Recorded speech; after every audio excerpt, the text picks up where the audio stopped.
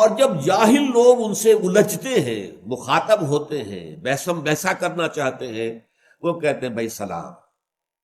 وہ ان سے الجھتے نہیں۔ اب یہ ایک بڑی میچور شخصیت کا نقشہ ہے۔ آپ دیکھیں گے کہ بعض ہمارے دینی کارکن مختلف جماعتوں تحریکوں سے وابستہ ہوں، کوئی بہت بڑا جوش ان کے اندر پیدا ہو گیا، ہر ایک کے گلے پڑ رہے ہیں، بحثیں کر رہے ہیں، منوا کے چھوڑوں گا، وہ مان نہیں رہا ہے۔ لیکن یہ کہ جو اصل مبلغ ہونا چاہیے حکمت تبلیغ کے ساتھ دیکھیں موقع بھی صحیح ہے کہ نہیں، یہ شخص اپنی کسی اور ضرورت میں مصروف ہے تو بات نہ کی جائے، اس کا موقع دیکھا جائے، پھر اس کے اندر آمادگی نظر آ رہی ہو تو بات کی جائے۔ اگر محسوس ہو جائے پہلے ہی دوسرے یا تیسرے جملے میں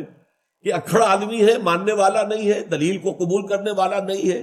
ضدی ہے، ہٹ درم ہے، تو بس رخصت ہو جاؤ، ان کے اندر ان کے ساتھ الجھنے سے کچھ حاصل نہیں۔ تم زبردستی ان کے اندر ایمان پیدا نہیں کر سکتے، بلکہ اگر وہ تم سے الجھے تو تمہارا کام ہے بھائی سلام، بھائی اس وقت جو ہے نہ میری بات آپ کی سمجھ میں آ رہی ہے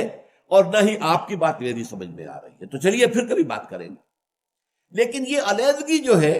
یہ سلامہ کے ساتھ ہو، یہ نہیں کہ ایک دوسرے کے ساتھ گالن گلوچ ہو کر، یا یہ کہ گریبان پکڑ کر ایک دوسرے کا اور پھر ہی علیحدہ ہو، نہیں۔ شائستگی جس کو کہتے ہیں، شائستگی، میچورٹی، تو دعوت و حکمت کے اندر ادعو الی ربک سبیل ربک بالحکمت والموعظۃ الحسنۃ وجادلہم باللتی ہی احسن، اپنے رب کے راستے کی طرف بلاؤ، یہ تمہارا فرض ہے، تمہیں تبلیغ کرنی ہے، دعوت الی اللہ کا فریضہ سر انجام دینا ہے، لیکن نمبر 1 حکمت کے ساتھ، نمبر 2 اچھے واعظ کے ذریعے سے، اور نمبر 3 اگر کہیں جھگڑا ہی ہو جائے، مجادلہ مناظرے کی شکل آ جائے تو بھی بڑے خوبصورت انداز میں، جھگڑالو انداز میں نہیں۔ تو ان کی سیرت کا دوسرا پہلو اب یہ بھی دیکھیے، یہ کیا ہے، یہ وہی آرکیٹیکچرل ٹچز جن کو ہم کہتے ہیں، خوبصورتی، دل آویز شخصیت، ایک جھگڑالو انسان بحثم بحثی کے اندر لگا ہوا ہے، پسینے آ رہے ہیں، آواز بلند ہو رہی ہے۔ وہاں سورہ لقمان میں ہم نے یہ بھی پڑھا ہے کہ اپنی آواز بلند نہ کرو، بلکہ یہ کہ بات کرو تو جیسے کہ بات کرنے کا طریقہ ہوتا ہے،